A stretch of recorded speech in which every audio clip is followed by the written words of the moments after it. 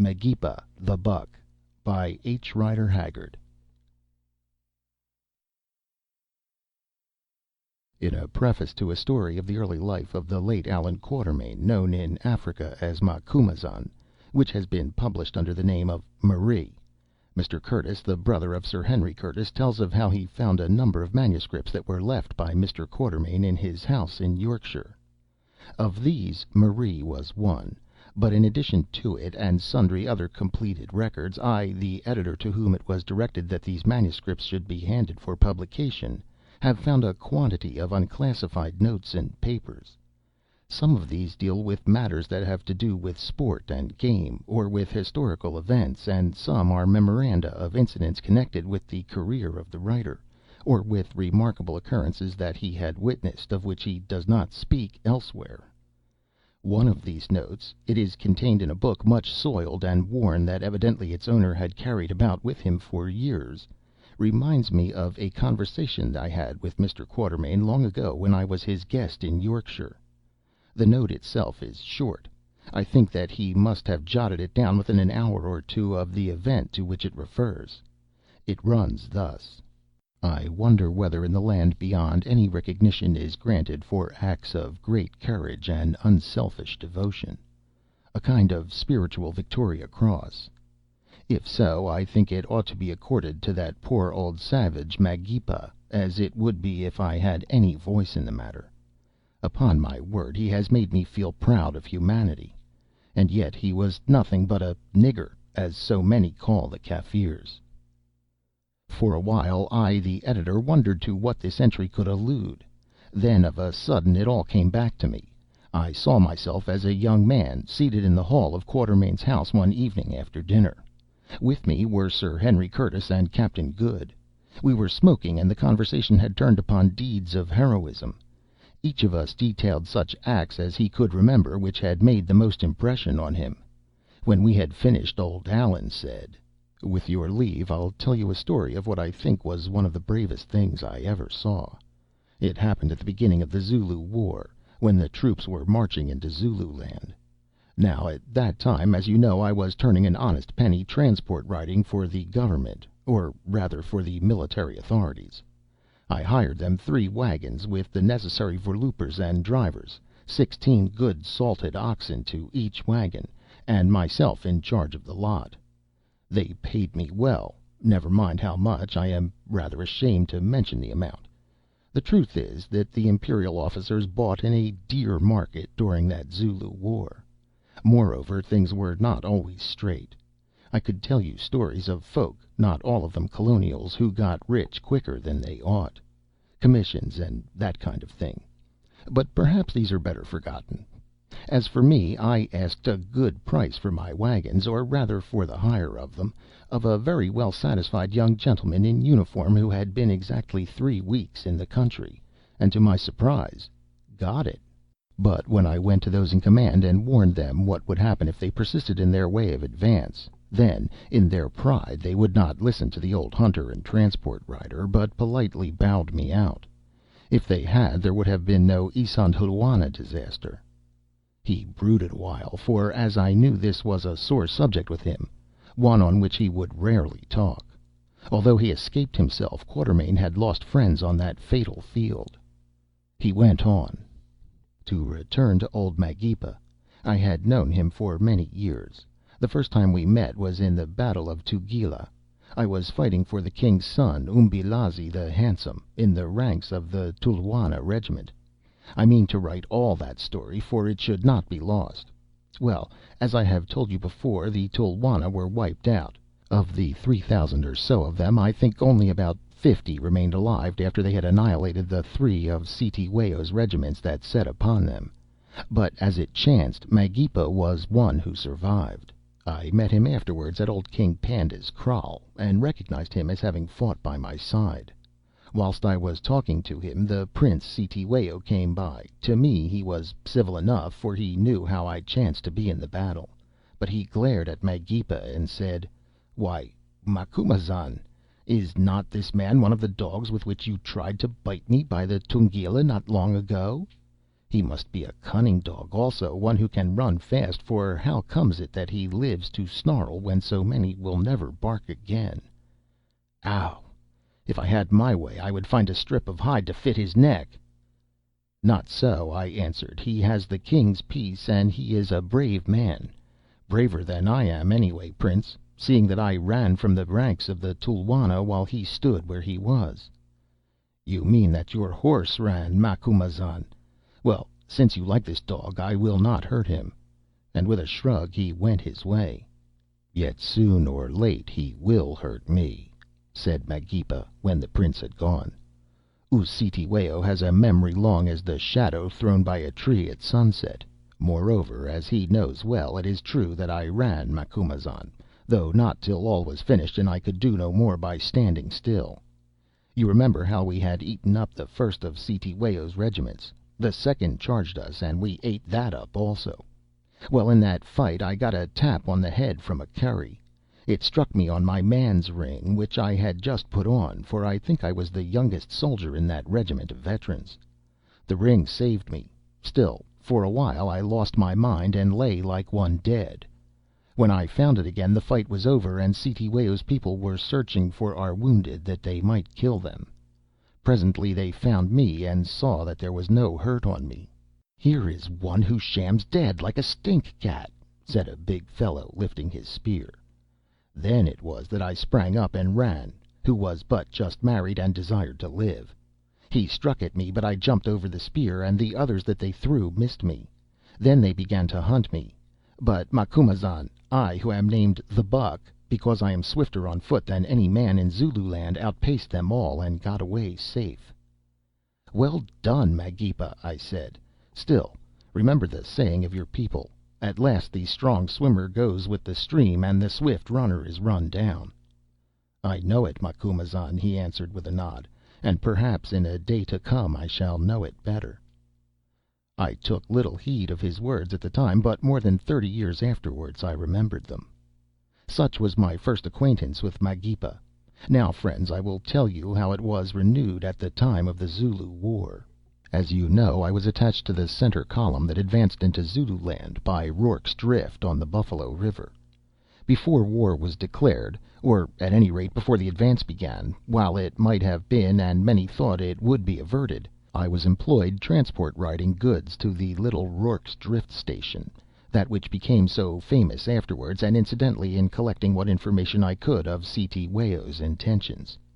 Hearing that there was a kraal a mile or so the other side of the river, of which the people were said to be very friendly to the English, I determined to visit it. You may think this was rash, but I was so well known in Zululand, where for many years, by special leave of the king, I was allowed to go whither I would, quite unmolested, and indeed under the royal protection, that I felt no fear for myself so long as I went alone. Accordingly, one evening I crossed the drift and headed for a kloof in which I was told the kraal stood. 10 minutes' ride brought me in sight of it. It was not a large kraal. There may have been 6 or 8 huts, and a cattle enclosure surrounded by the usual fence. The situation, however, was very pretty, a knoll of rising ground backed by the wooded slopes of the kloof. As I approached, I saw women and children running to the kraal to hide, and when I reached the gateway for some time no one would come out to meet me. At length a small boy appeared, who informed me that the kraal was empty as a gourd. "Quite so," I answered. "Still, go and tell the headman that Macumazahn wishes to speak with him." The boy departed, and presently I saw a face that seemed familiar to me peeping round the edge of the gateway. After a careful inspection its owner emerged. He was a tall, thin man of indefinite age, perhaps between 60 and 70, with a finely cut face, a little gray beard, kind eyes, and very well-shaped hands and feet, the fingers, which twitched incessantly, being remarkably long. "Greeting, Macumazahn," he said. "I see you do not remember me.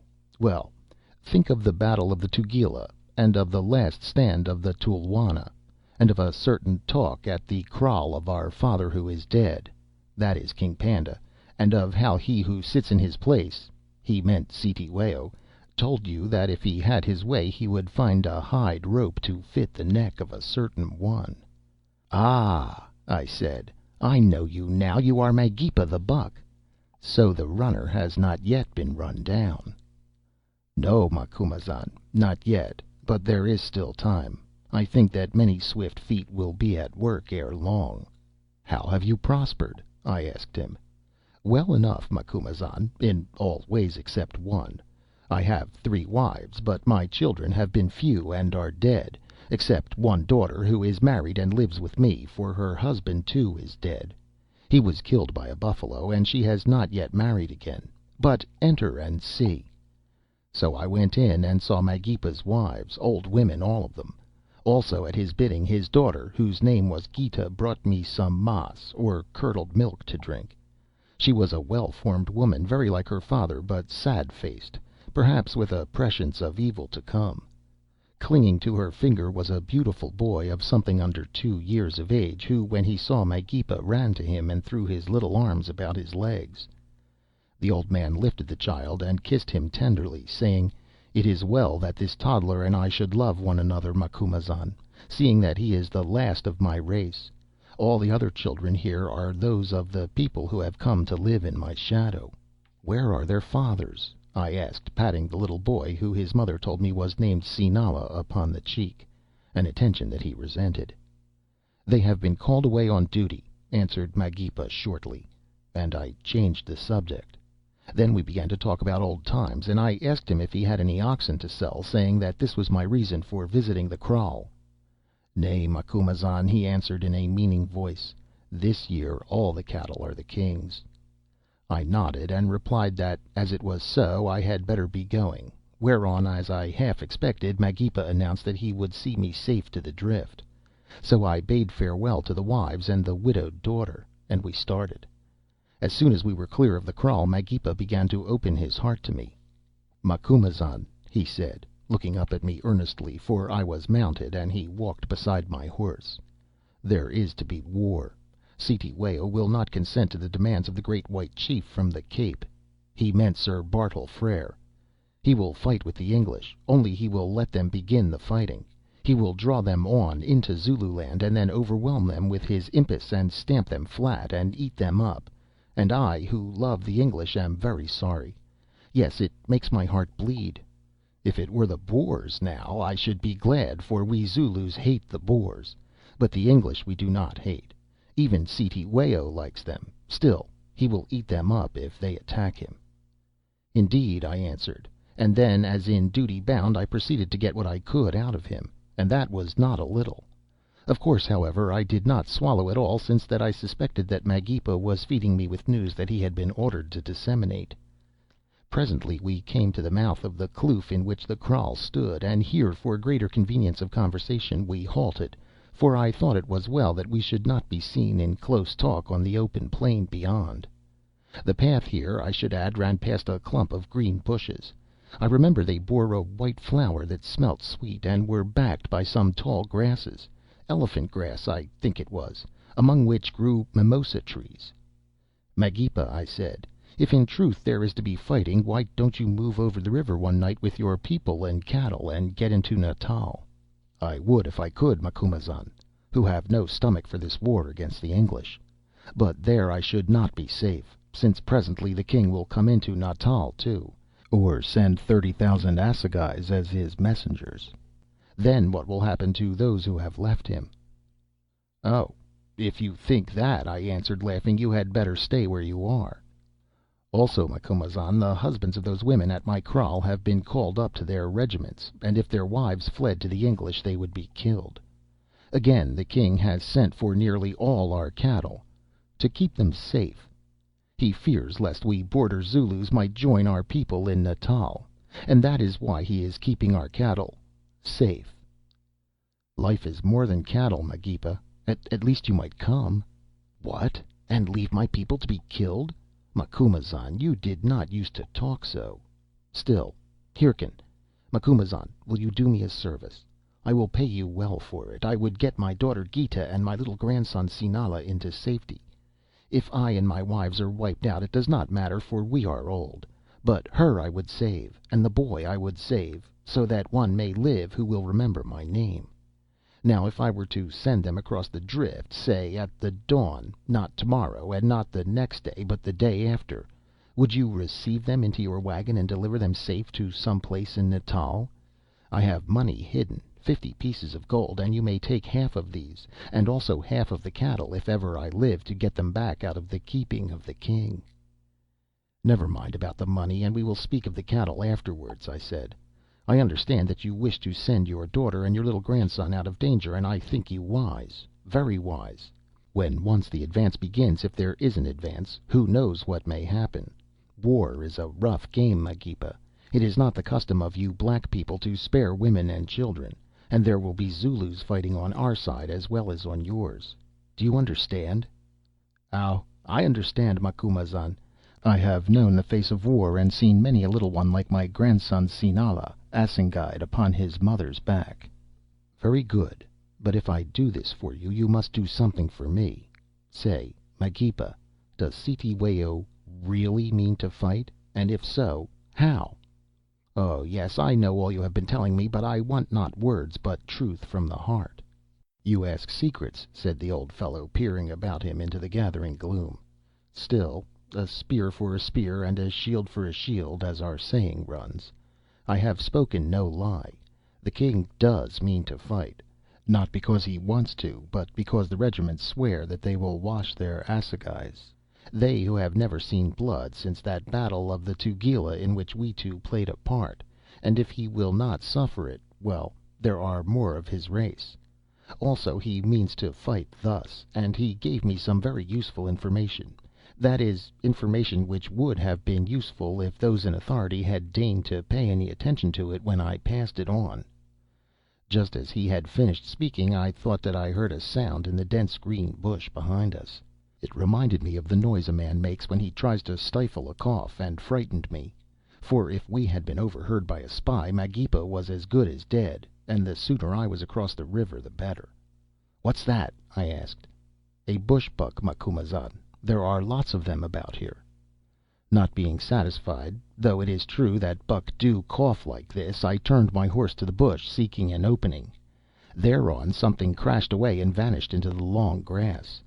In those shadows, of course, I could not see what it was, but such light as remained glinted on what might have been the polished tip of the horn of an antelope, or an assegai.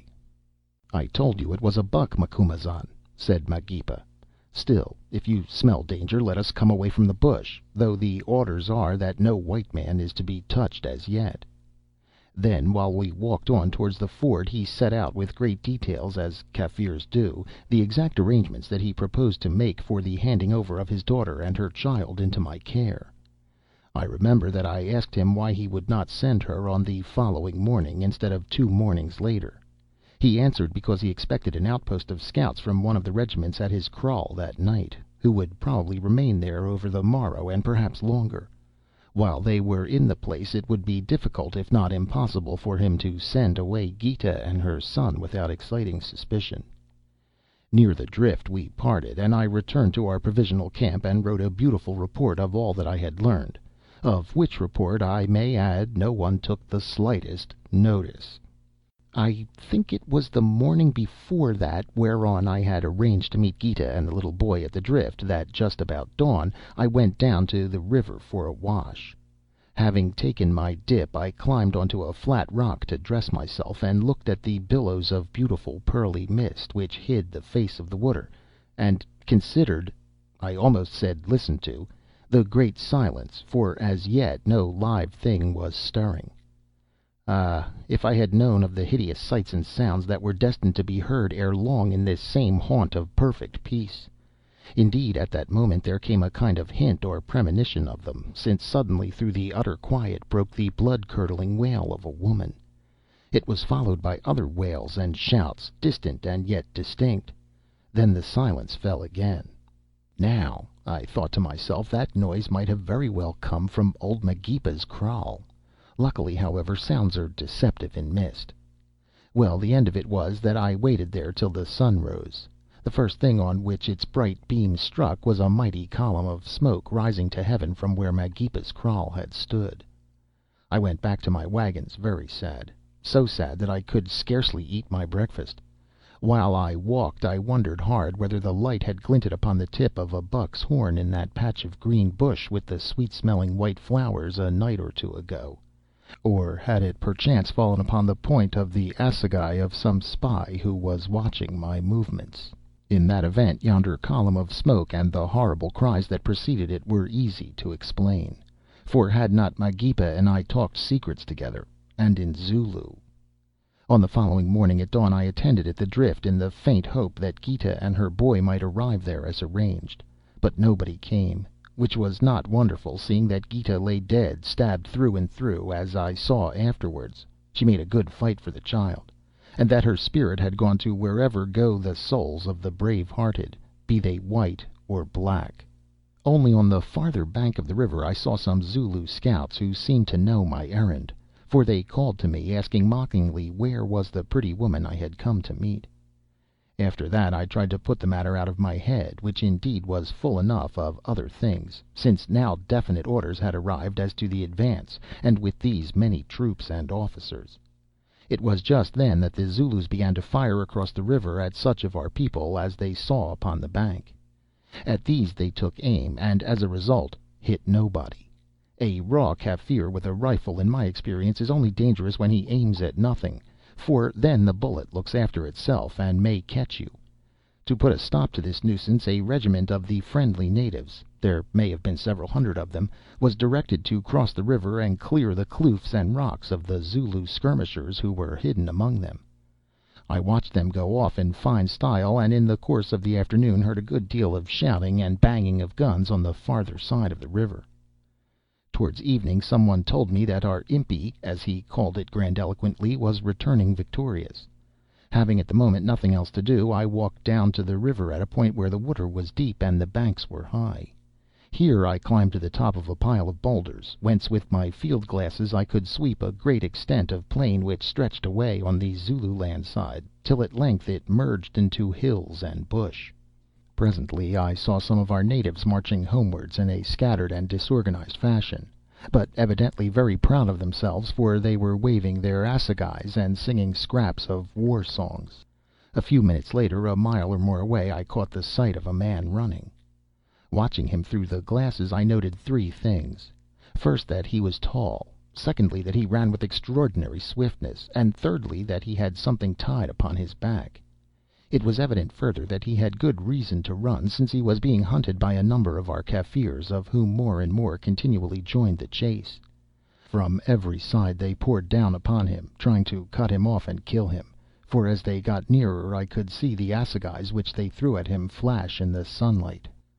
Very soon I understood that the man was running with a definite object, and to a definite point. He was trying to reach the river. I thought the sight very pitiful, this one poor creature being hunted to death by so many. Also I wondered why he did not free himself from the bundle on his back, and came to the conclusion that he must be a witch doctor, and that the bundle contained his precious charms or medicines. This was while he was yet a long way off, but when he came nearer, within 300 or 400 yards, of a sudden I caught the outline of his face against a good background, and knew it for that of Magepa. "My God!" I said to myself, "it is old Magepa the Buck, and the bundle in the mat will be his grandson Sinala." Yes, even then I felt certain that he was carrying the child upon his back. What was I to do?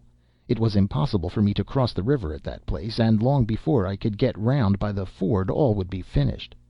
I stood up on my rock and shouted to those brutes of Kaffirs to let the man alone.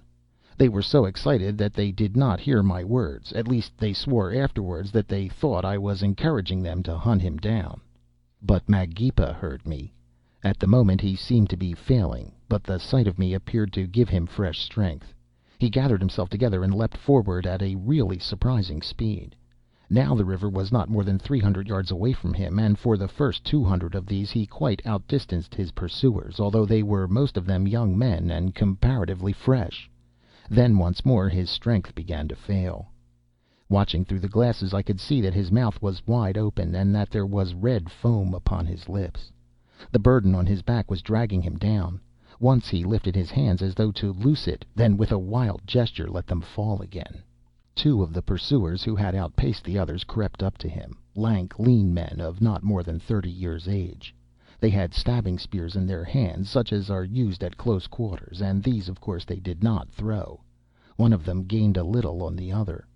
Now Magepa was not more than 50 yards from the bank, with the first hunter about 10 paces behind him and coming up rapidly. Magepa glanced over his shoulder and saw, then put out his last strength.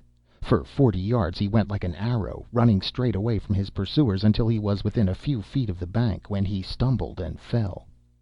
"He's done," I said, and upon my word, if I had had a rifle in my hand I think I would have stopped one or both of those bloodhounds and taken the consequences. But no.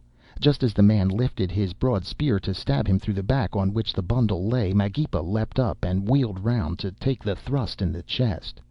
Evidently he did not wish to be speared in the back, for a certain reason. He took it sure enough, for the assegai was wrenched out of the hand of the striker. Still, as he was reeling backwards, it did not go through Magepa, or perhaps it hit a bone. He drew out the spear and threw it at the man, wounding him. Then he staggered on, back and back, to the edge of the little cliff. It was reached at last. With a cry of "Help me, Macumazahn!" Magepa turned, and before the other man could spear him, leapt straight into the deep water. He rose. Yes, the brave old fellow rose and struck out for the other bank, leaving a little line of red behind him. I rushed, or rather sprang, and rolled down to the edge of the stream to where a point of shingle ran out into the water. Along this I clambered, and beyond it up to my middle. Now Magepa was being swept past me. I caught his outstretched hand and pulled him ashore. "The boy!" he gasped. "The boy! Is he dead?" I severed the lashings of the mat that had cut right into the old fellow's shoulders. Inside of it was little Sinala, sputtering out water, but very evidently alive and unhurt, for presently he set up a yell. "No," I said, "he lives, and will live." "Then all is well, Macumazahn." A pause. "It was a spy in the bush, not a buck. He overheard our talk. The king's slayers came. Gita held the door of the hut while I took the child, cut a hole through the straw with my assegai, and crept out at the back. She was full of spears before she died, but I got away with the boy. Till your Kaffirs found me I lay hid in the bush, hoping to escape to Natal. Then I ran for the river and saw you on the farther bank. I might have got away, but that child is heavy." A pause. "Give him food, Macumazahn. He must be hungry." A pause. "Farewell. That was a good saying of yours. The swift runner is outrun at last. Ah, yet I did not run in vain." Another pause, the last. Then he lifted himself upon one arm, and with the other saluted first the boy Sinala, and next me, muttering, "Remember your promise, Macumazahn." That is how Magepa the Buck died. I never saw anyone carrying weight who could run quite so well as he. And Quatermain turned his head away, as though the memory of this incident affected him somewhat. "What became of the child, Sinala?" I asked presently. "Oh, I sent him to an institution in Natal, and afterwards was able to get some of his property back for him. I believe that he's being trained as an interpreter."